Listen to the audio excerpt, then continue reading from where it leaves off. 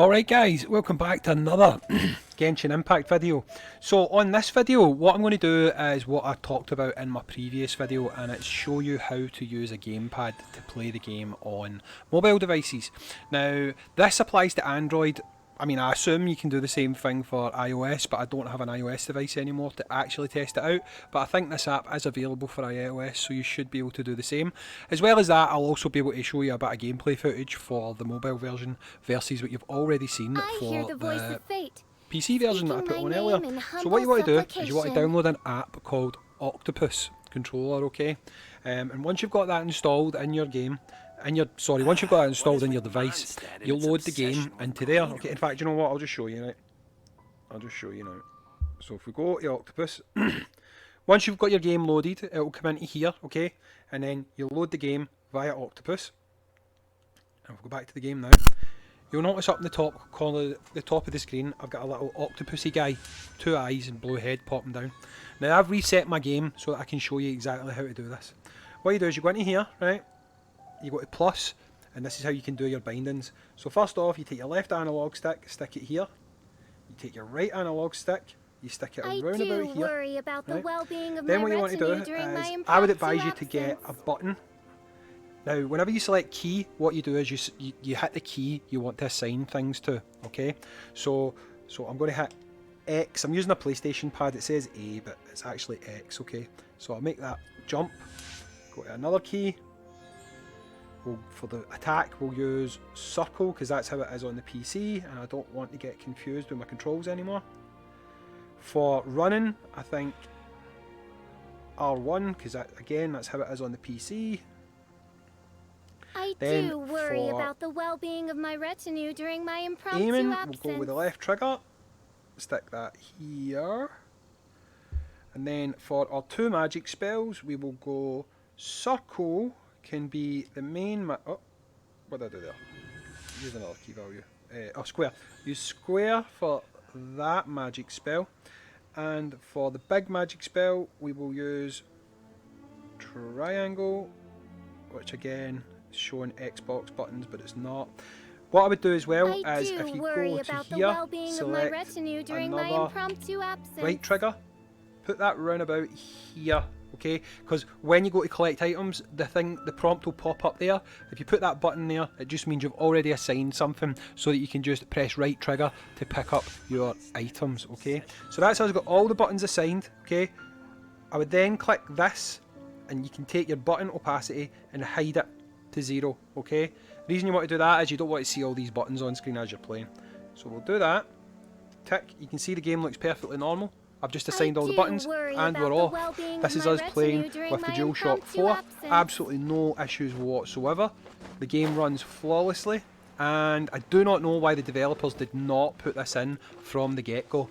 Now you can see yourself as well, graphically, I don't think the game looks too dissimilar to how it looks on the PC.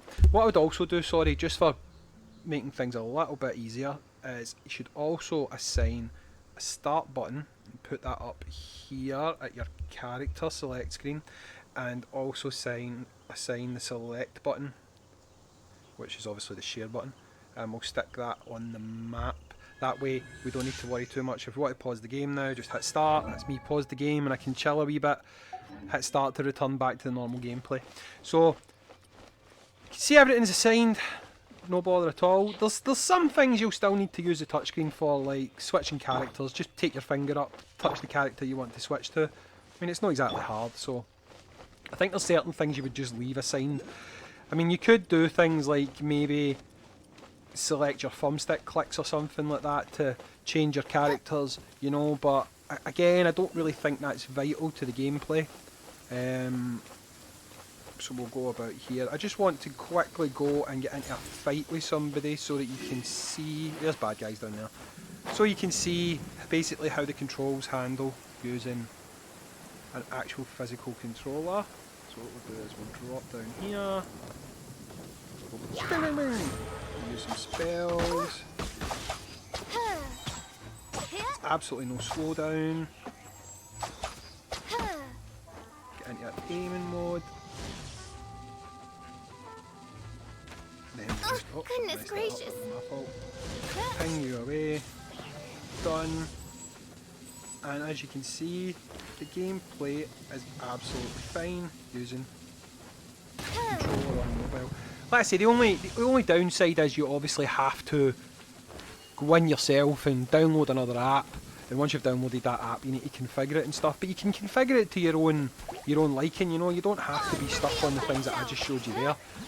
I just feel that in case you're going to jump back and forward between devices, like PC and mobile, because it is seamless, by the way, if you play on your PC. In fact, if you watched the video I done before this one and then you watch this one, so see, I've not put that button quite in the right place. So what I do is I go back to here and I move it to just about here. Okay, and now when I go back to here, it means that I can use the right trigger to select my interactions.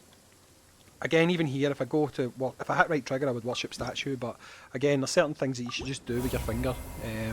But yeah, as you can see, the game looks fantastic on mobile. It plays brilliantly if you do the configuration on a gamepad. I've just got this sitting on one of these mounts on my DualShock 4, so I can easily, seamlessly jump between PC and I can jump between my mobile, no bother at all.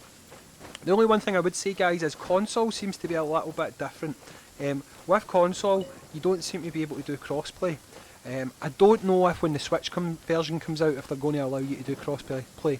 So what I would say is, if you're planning to play it on PlayStation, then just remember, you're only going to be able to play it on PlayStation. Whereas if you play it in mobile, you're going to be able to jump between, at bare minimum, PC and maybe other devices like iPad, etc. So you might want to weigh up what you're doing with regards to device that you're playing on, if you have got other options. But like I say, it plays brilliantly on mobile, plays brilliantly on PC. So if you want a good free-to-play game that you don't have to summon, as it stands right now, you don't have to summon, then this is definitely a game I would recommend. Follow this guide, get the most out of your gameplay experience, and definitely get yourself a gamepad linked up to this, because it just plays so much better using a gamepad than it does using the touchscreen. So anyway, guys, thanks for watching my second Genshin Impact video. I hope it's been helpful to you, and I'll catch you on the next Genshin Impact video.